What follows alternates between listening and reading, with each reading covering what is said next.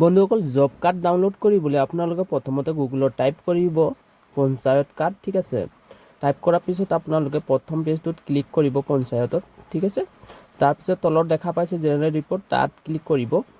Click কৰাৰ পিছত ইয়াত আপোনালোকৰ ষ্টেটটো আপোনালোকে ইয়াতে সিলেক্ট কৰি ল'ব, ঠিক আছে।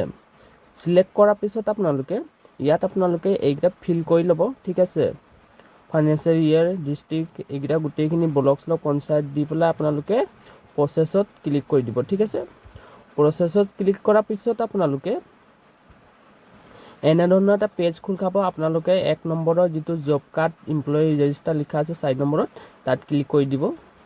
ক্লিক কৰাৰ পিছত ইয়াৰ গোটেইখিনি নাম আহি যাব। আপোনালোকে ইয়াৰ পৰা আপোনালোকে ঘৰৰ নাম্বাৰটো দি আপোনালোকে আপোনাৰ জব কাৰ্ডটো ইয়াৰ পৰাই ডাউনলোড কৰি ল'ব পাৰিব। বন্ধুসকল ভিডিঅ'টো ভাল লাগিলে লাইক কৰি দিব, এনেধৰণৰ ভিডিঅ' পাব চেনেলটো ছাবস্ক্ৰাইব কৰি দিব।